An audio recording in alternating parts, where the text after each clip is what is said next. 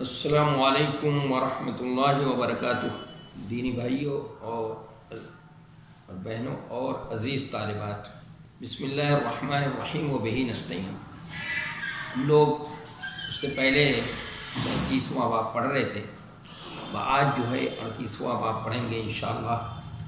باب سوال جبریل علی النبی صلی اللہ علیہ وسلم عن الایمان والاسلام والاحسان وعلم الساعة وبيان النبي صلى الله عليه وسلم، ثم قال: جاء جبريل عليه السلام يعلمكم دينكم فجعل ذلك كله دينا. وما بين النبي صلى الله عليه وسلم لوفد عبد القيس من الإيمان، وقوله تعالى: أعوذ بالله من الشيطان الرجيم، بسم الله الرحمن الرحيم، ومن يبتغ غير الإسلام دينا فلن يقبل منه.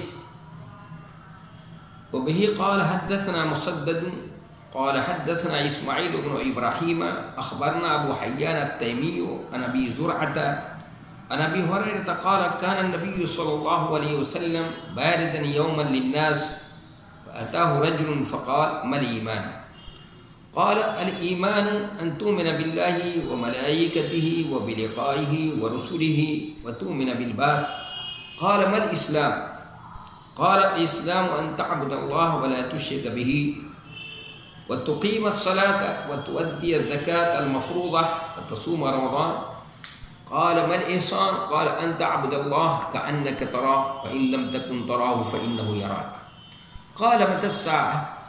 قال: ما المسؤول عنها بعالم من السائل، وسأخبرك عن أشراطها: إذا ولدت الأمة ربها، وإذا تطاول رعاة الإبل البهم في البنيان في 5 لا يعلمهن إلا الله. ثم تلا النبي صلى الله عليه وسلم: أعوذ بالله من الشيطان الرجيم، بسم الله الرحمن الرحيم، إن الله عنده علم الساعة إلى آخر آية. ثم أدبر فقال: ردوه فلم يروا شيئا. فقال: هذا جبريل جاء يعلم الناس دينهم. قال ابو عبد الله: جعل ذلك كله من الإيمان، او کما قال صلی اللہ علیہ وسلم۔ پہلے اس کا ترجمہ کرتے ہیں، پھر اس کے بعد سمجھنے کی کوشش کرتے ہیں کہ امام بخاری رحمۃ اللہ علیہ کا مقصد کیا ہے یہاں پر۔ تو باب سوال جبریل النبی صلی اللہ علیہ وسلم عن الایمان والاسلام والاحسان وعلم الساعة وبیان النبی صلی اللہ علیہ وسلم۔ باب جبریل علیہ السلام کا نبی صلی اللہ علیہ وسلم سے ایمان، اسلام، احسان اور قیامت کے بارے میں سوال کرنا، اور نبی صلی اللہ علیہ وسلم کو ان کو بتانا، پھر آپ کا یہ کہنا کہ جبریل علیہ السلام تم کو تمہارا دین سکھانے آئے تھے۔ تو نبی صلی اللہ علیہ وسلم نے ان سب باتوں کو دین ٹھہرایا، اور اس باب میں اس بات کا بھی بیان ہے جو آپ نے عبد القیس کے وفد کو ایمان کے بارے میں بتایا تھا، اور اللہ تعالیٰ کے اس قول کا بیان ہے جو اس نے سورہ آل عمران میں فرمایا، کیا فرمایا؟ جو کوئی اسلام کے سوا کوئی اور دین چاہے گا تو وہ ہرگز اس کی طرف قبول نہیں کیا جائے گا۔ پھر اس کے بعد ایک حدیث نقل کی ہے امام بخاری رحمۃ اللہ علیہ نے، وہی حدیث جبریل جس کو کہتے ہیں، کہا کہ ہم سے بیان کیا مسدد نے، انہوں نے کہا کہ ہم سے بیان کیا اسماعیل بن ابراہیم نے، انہوں نے کہا ہم کو خبر دی ابو حیان تیمی نے، انہوں نے ابو زرعہ سے، انہوں نے ابو ہریرہ سے، انہوں نے کہا کہ ایک دن نبی صلی اللہ علیہ وسلم لوگوں کے بیچ باہر بیٹھے ہوئے تھے، لوگوں کے بیچ ایک دن نمایاں جگہ پر بیٹھے تھے، باردن یوما للناس، باہر کا ترجمہ بھی کر سکتے ہیں، اور یہ کہ ایک نمایاں جگہ پر بیٹھے ہوئے تھے، چونکہ نبی صلی اللہ علیہ وسلم کے لیے صحابہ کرام نے چونکہ آتے تھے جو باہر کے لوگ، تو آپ سے ملاقات کے لیے آتے تھے، تو آپ صحابہ کرام کے درمیان ویسی کوئی نمایاں حیثیت نہیں ہوتی تھی، تو ان کو پہچاننے میں پریشانی ہوتی تھی، تو صحابہ کرام نے آپ کے لیے ایک چبوترا بنا دیا تھا، ایک چبوترا بنایا تھا کہ اس پر آپ تشریف رکھیں، وہ ایک نمایاں ہو تاکہ پہچان اجنبی کوئی مسافر ہو، آنے والا ہو، تو اس کو آپ کو پہچاننے میں پریشانی نہ ہو سکے۔ تو اس لیے باردن یوم الناس، یہ بھی ترجمہ کہ آپ نبی صلی اللہ علیہ وسلم لوگوں کے بیچ باہر بیٹھے ہوئے تھے، یا نبی صلی اللہ علیہ وسلم لوگوں کے بیچ میں نمایاں جگہ پر بیٹھے ہوئے تھے۔ فَأَتَاهُ رَجُلٌ، اتنے میں آپ کے پاس ایک آدمی آیا اور کہا ایمان کیا ہے؟ آپ نے جواب میں فرمایا ایمان نام ہے اللہ پر، اس کے فرشتوں پر اور اللہ کی ملاقات پر، اللہ کے رسولوں پر، اور مرنے کے بعد زندہ ہونے پر یقین رکھنے کا نام ہے۔ اس نے کہا اچھا اسلام کیا ہے؟ ذرا یہ تو بتا دیجیے کہ اچھا اسلام کیا ہے؟ آپ نے فرمایا اسلام نام ہے اللہ کی عبادت کرنے، اس کے ساتھ کسی کو شریک نہ کرنے، نماز قائم کرنے، فرض زکوٰۃ ادا کرنے اور رمضان کے روز رکھنے کا۔ اس نے کہا اچھا احسان کیا ہے؟ آپ نے فرمایا اللہ کی اس طرح عبادت کرنا جیسے تم اس کو دیکھ رہے ہو، اور اگر تم اس کو نہیں دیکھ سکتے تو کم از کم یوں سمجھو کہ وہ تم کو دیکھ رہا ہے۔ پھر اس نے کہا اچھا قیامت کب آئے گی؟ آپ نے فرمایا اس کے بارے میں جس سے پوچھ رہے ہو وہ پوچھنے والے سے زیادہ نہیں جانتا، یعنی ماں نافیہ ہے۔ آپ نے فرمایا کہ اس کے بارے میں جس سے پوچھ رہے ہو وہ پوچھنے والے سے زیادہ نہیں جانتا، یعنی اس کے بارے میں، یعنی قیامت کے بارے میں جس سے پوچھ رہے ہو وہ پوچھنے والے سے زیادہ نہیں جانتا، البتہ اس کی نشانیاں تمہیں بتائے دیتا ہوں۔ نشانیاں سن لو۔ جب لونڈی اپنے مالک کو جنے، جب کالے اونٹوں کے چرواہے اپنی بلڈنگوں پر فخر کرنے لگے، قیامت کا وقت غیب کے، یعنی قیامت کا وقت غیب کی ان 5 چیزوں میں سے ہے جن کو اللہ کے علاوہ کوئی نہیں جانتا۔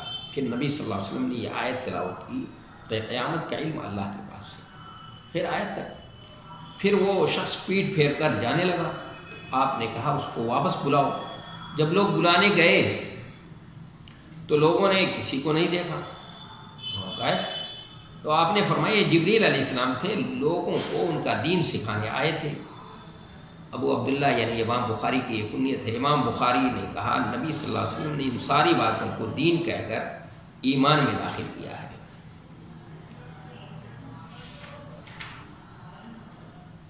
اب یہاں پر سب سے پہلی بات یہ ہے کہ امام بخاری رحمۃ اللہ علیہ کا یہ مقصد کیا ہے، اور دوسرے یہ کہ جو حدیث جبریل ہے اس میں اس کو ام السنہ کہا جاتا ہے۔ جیسے قرآن یہ سورہ فاتحہ ام الکتاب ہے، تو قرآن کے مضامین جو مضامین ہیں، قرآن کا جو اہم مضمون ہے سب کو سمیٹ لیا گیا ہے اس کے اندر، سورہ فاتحہ کے اندر، اس لیے اس کو ام الکتاب کہا جاتا ہے۔ قرآن کا متن ہے وہ، قرآن کا یہ، اور پورے قرآن اس کی تشریح ہے، یا وہ دعا ہے اور قرآن اس کی کا جواب ہے۔ اور اس میں اس سورہ فاتحہ میں توحید، رسالت، آخرت کا تصور یہ جو ہے اس کو بیان کر دیا گیا ہے اعجاز کے ساتھ، یہ مختصر انداز میں اسی کی تشریح پورے قرآن کے اندر کر دی گئی۔ تو گویا اس قرآن کے مضمون کو سورہ میں سمیٹا گیا ہے، متن کے طور پر بیان کر دیا گیا ہے۔ اسی طرح سے یہ حدیث جو حدیث جبریل ہے اس کو ام السنہ اس لیے کہتے ہیں۔ کسی نے کہا کہ ثلث الاسلام ہے، کسی نے کہا ربع الاسلام ہے، تو یہ اس لیے کہ اس میں بھی دین کی سبھی بنیادی باتیں آ گئی، اسلام، ایمان، دین سے متعلق باتیں اور قیامت سے متعلق باتیں، قیامت کی نشانیاں بھی، تو دنیا کی بنیادی سب باتیں اس میں آ گئی ہیں، اس لیے اس کو ام السنہ کہا جاتا ہے۔ جیسے قرآن مجید کی سورہ فاتحہ کو ام الکتاب کہا جاتا ہے، اور اس کو ایک حدیث قدسی میں الصلاۃ بھی کہا ہے۔ اللہ تبارک و تعالیٰ نے کہا قسمت الصلاۃ بینی و بین عبدی ولعبدی ما سأل، اس حدیث قدسی کے اندر۔ تو اب یہاں پر امام بخاری رحمۃ اللہ علیہ کا مقصد کیا ہے؟ دیکھیے اب تک جو امام بخاری رحمۃ اللہ علیہ مرجیہ اور کرامیہ اور یہ جو غلط نظریات اس وقت رائج تھے ان کے زمانے میں، ان نظریات کی تردید کی ہے انہوں نے.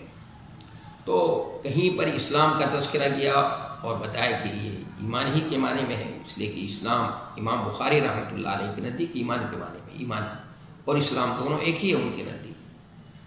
اور اس کو بر کو بھی کہیں یہ بتایا کہ بر بھی کیا ہے ایمان کے اندر، وہ بھی داخل ہے. بر بھی اسلام اور ایمان کے اندر ہے، موجود ہے. اور دین بھی اسی مفہوم میں. تو اب اسی انداز، اسی کو امام بخاری رحمۃ اللہ علیہ اس کو دوسرے پہلو سے، دوسرے انداز سے کیا کر رہے ہیں، سمجھا رہے ہیں کہ اسلام اور ایمان میں کیا فرق ہے. تو اس باب میں بخاری یہ بتانا چاہتے ہیں کہ ایمان، اسلام اور دین سب ایک ہیں.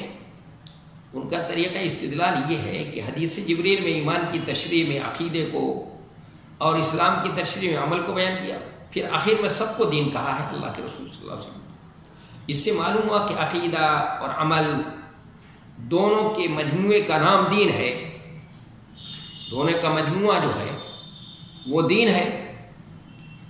اور وقت عبد القیس کی حدیث میں ایمان کی تشریح میں ان اعمال کو بیان کیا جن کو حدیث جبریل میں اسلام کی تشریح میں بیان کیا ہے. اس سے یہ معلوم ہوا کہ اسلام اور ایمان ایک ہیں. اور آیت کریمہ وَمَن یبتغِ غَیرَ الاسلام سے معلوم ہوتا ہے کہ اسلام اور دین ایک ہیں.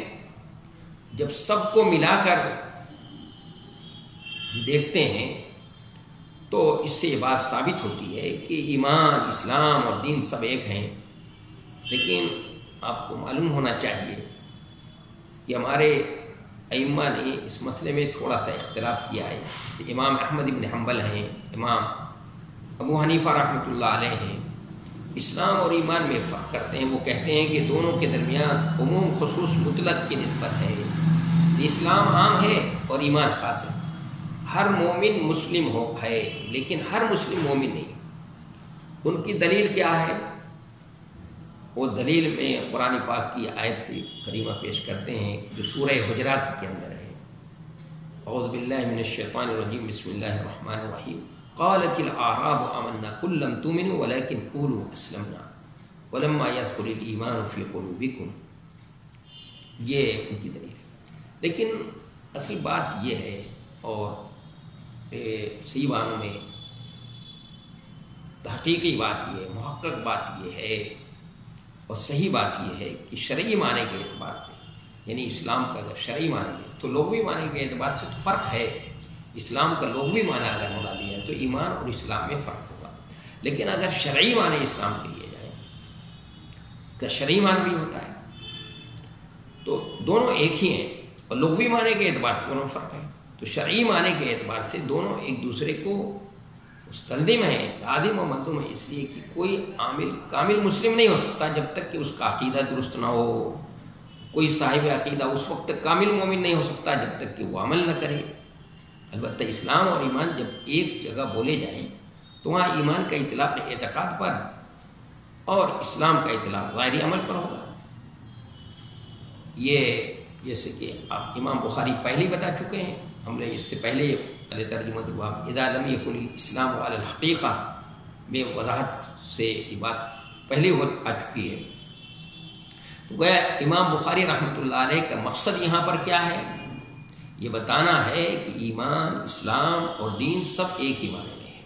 اور اس کو بڑے اچھوتے انداز میں، بڑے نادر و نایاب انداز میں، بڑے لطیف انداز میں اس سے جو ہے امام بخاری رحمۃ اللہ علیہ نے استدلال کیا. اب یہاں پر یہ حدیث جو نقل کی ہے کہ کان نبی صلی اللہ علیہ وسلم باردن یوم للناس، تو بتا دیا میں نے کہ نبی صلی اللہ علیہ وسلم کے لیے نمایاں جگہ یا الگ بیچ میں لوگوں کے باہر بیچ میں بیٹھے ہوئے تھے یا ایک نمایاں جگہ پر بیٹھے. فأتاه رجل کہ اتنے میں آپ کے پاس ایک آدمی آیا. وہ شخص کون ہے؟ دوسری جگہ پہ آیتوں میں وہ شخص کون ہے کہ جل سے مراد کون ہے؟ جبریل علیہ السلام. وہ انسانی شکل میں آئے.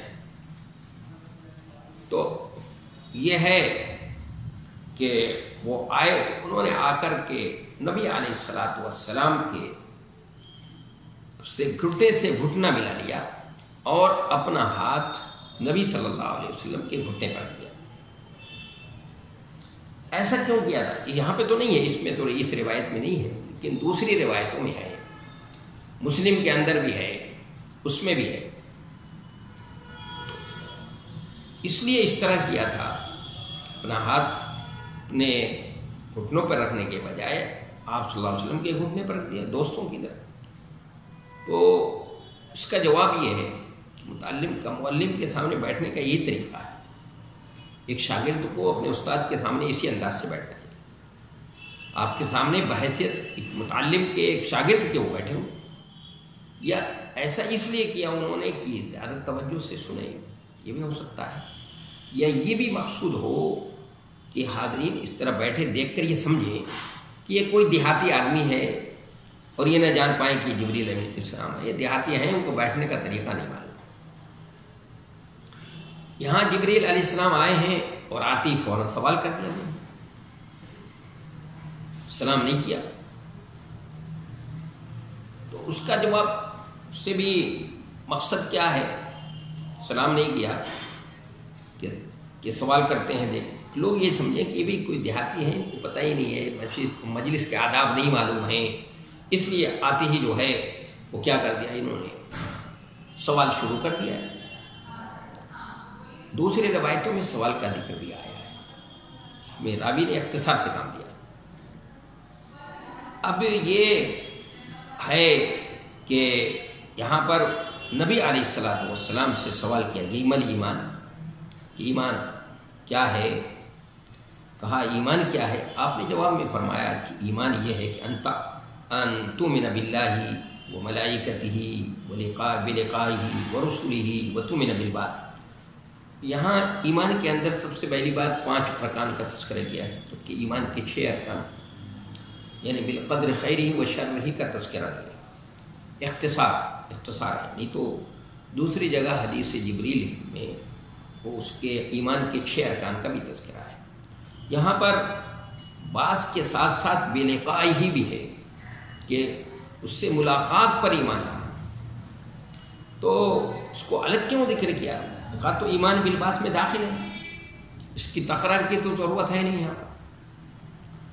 تو اس کا مختلف جواب دیا گیا ہے، لوگوں نے مختلف جواب دیا ہے۔ ایک تو جواب یہ ہے کہ بعث سے مراد قبر سے اٹھنا ہے، اور لقاء سے مراد اس کے بعد کا مرحلہ ہے۔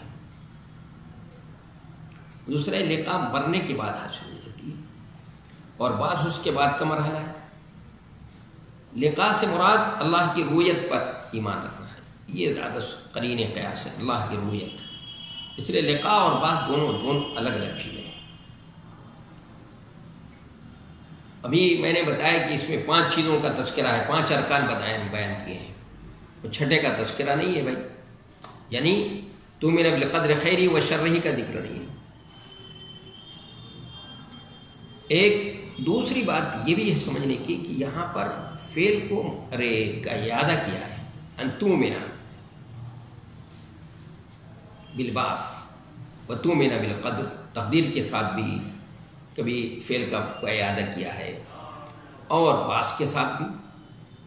تو بعض کے ساتھ کیوں اس کو فعل کو دوبارہ لائے کہ ایمان بعض کے اوپر ایمان لے کہ اعادہ اس لیے کیا کہ اس کا وجود بعد میں ہوگا، اور اس کے پہلے جن کا ذکر ہوا وہ فی الحال موجود ہیں، یا اس لیے اعادہ کیا ہے کہ بعض کے منکرین بہت زیادہ تھے، خاص طور سے کفار مکہ، تو وہ اس میں بڑی الجھن میں مبتلا تھے، وہ بڑے کشمکش میں تھے، اور اس کو دوبارہ زندہ کیے جانے کو بڑا مستبعد سمجھتے تھے، بہت دور کی بات دور کی کوڑی سمجھتے تھے۔ اس لیے اللہ تبارک و تعالیٰ نے سورہ مریم میں ان سے جو خطاب فرمایا ہے وہ عام انداز میں خطاب فرمایا ہے۔ اس انداز سے ایسا معلوم ہوتا ہے کہ بہت ہی اللہ تعالیٰ ناراض ہے، اور پھر اس کے بعد اللہ تبارک و تعالیٰ نے فرمایا ہے کہ یہ کیسی باتیں کرتے ہیں، اگر دوبارہ زندہ کرنا زیادہ مشکل ہے، یا پہلے جو کچھ نہیں تھے میں نے ان کو پیدا کیا، پہلے پیدا کرنا تو مشکل تھا نا بھائی، تو اللہ کے لیے وہ چیز مشکل نہیں ہے، تو یہ دوبارہ زندہ کرنا کیا مشکل ہے؟ تو اس لیے چونکہ اس کے منکرین زیادہ تھے اس لیے اعادہ کر کے تاکید کر دیں گے۔ اسی طرح تقدیر کا مسئلہ ہے، یعنی بہت اختلاف، اس لیے اس کی عظمت بتانے کے لیے اعادہ کر دیں کہ اسلام کا رکن ہے، اسلام کا ایک بنیادی رکن ہے۔ اب یہاں پر اس میں حج کا تذکرہ نہیں ہے، حج کا تذکرہ نہیں، اسلام کا تعارف کراتے وقت نبی علیہ الصلوۃ والسلام نے جن اعمال کا تذکرہ کیا ہے اس میں حج کا تذکرہ نہیں ہے۔ تو کچھ لوگوں نے جواب دیا کہ اس وقت تک حج فرض نہیں ہوا تھا اس لیے اس کا ذکر نہیں آیا، یہ تو جواب کوئی درست نہیں ہے۔ دوسری روایتوں میں حج کا ذکر آیا ہے، کسی روایت میں کمی اور کسی میں زیادتی، یہ راوی کے ضبط اور عدم ضبط کی وجہ سے ہوتی ہے، یا راوی نے اختصار اور بسط کی وجہ سے، یہ بھی مقصد ہے۔ اب اس کے بعد چونکہ اسلام اور ایمان کی میں نے وضاحت نہیں کی، اس لیے کہ اسلام کے لغوی معنی اور ایسان اسلام کے لغوی معنی سب آ چکے ہیں، اس سے پہلے میرے درس میں بہت بار یہ بات آ چکی ہے کہ ایمان کتنے سلے کہ ذات خود استعمال ہوتا ہے، متعدی بنفسی بھی ہوتا ہے، اور وہ بذات خود بھی استعمال ہوتا ہے، اور حرف جر کے ذریعے سے حرف جر کے واسطے سے بھی متعدی ہوتا ہے، لام کے ذریعے سے بھی استعمال ہوتا ہے، اور با کے ذریعے سے بھی استعمال ہوتا ہے، سب کے معنی، اور اسلام کے معنی بھی بات ہو چکی ہے یہ سب۔ لیکن اب اس میں احسان کے بارے میں سوال کیا ہے۔ احسان یہ باب افعال کا مطلب ہے کہ من احسان پوچھا انہوں نے، تو یہ مصدر ہے، باب افعال کا مصدر ہے، یہ متعدی بنفسی بھی ہوتا ہے اور متعدی بھی لغیری بغیری بھی ہوتا ہے، دونوں طرح آتا ہے۔ تو اگر متعدی بنفسی ہوتا ہے تو اس کسی کام کو پختہ اور عمدہ طریقے سے انجام دینا اتقان کے معنی میں ہوتا ہے، کسی کام کو بہت ہی خوبصورت اور اچھے انداز سے کام انجام دینا۔ اور دوسرے کا معنی یعنی جب متعدی بغیری ہوتا ہے تو کسی کو فائدہ پہنچانا۔ تو یہاں احسان، جس احسان کے بارے میں پوچھا ہے آپ سے، احسان پہلا معنی اس چیز میں مراد ہے، اور مطلب یہ ہے کہ آپ سے سوال کیا مل احسان، تو آپ صلی اللہ علیہ وسلم نے جواب دیا کہ ان تعبد اللہ کأنک تراہ فإن لم تکن تراہ فإنہ یراک، مطلب یہ کہ عبادت کو اخلاص، خشوع اور خضوع اور حضور قلب سے ادا کرنا، بہت ہی خوبصورت انداز میں، بڑے اچھے انداز سے حضور قلب سے ادا کرنا، یہاں تک کہ قلب کا مشاہدے حق آنکھ کی رویت بن جائے، یا کم از کم اتنا استحضار ہو کہ اللہ تعالیٰ میرے ہر عمل کو دیکھ رہا ہے۔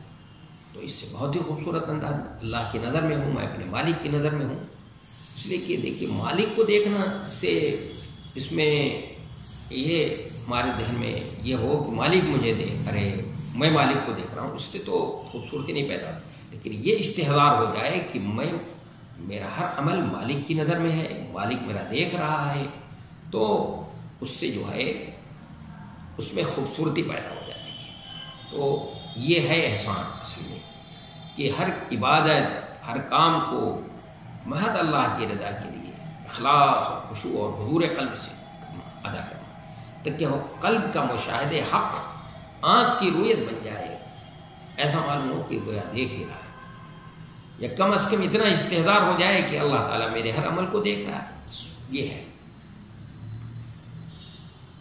اس کے بعد یہ چونکہ اب کمال ہو گیا ایمان، اسلام اور ایمان اور احسان، یہ کمال درجہ ہے، تو کمال کے بعد پھر کیا ہوتا ہے، زوال بھی شروع ہوتا ہے، تو کہ بھائی اب آخرت کے بارے میں سوال، بے ڈنگا سوال نہیں ہے، بے موقع سوال نہیں ہے، بالکل برمحل ہے سوال، کہ اب بھائی ظاہر ہے جب کمال ہو جائے گا تو پھر اس دنیا کا اختتام بھی ہوگا، تو اسی اختتام کا نام ہے، دنیا کے خاتمے کا نام ہے قیامت۔ تو پوچھا کہ قیامت کب آئے گی بھائی، قیامت کب آئے گی؟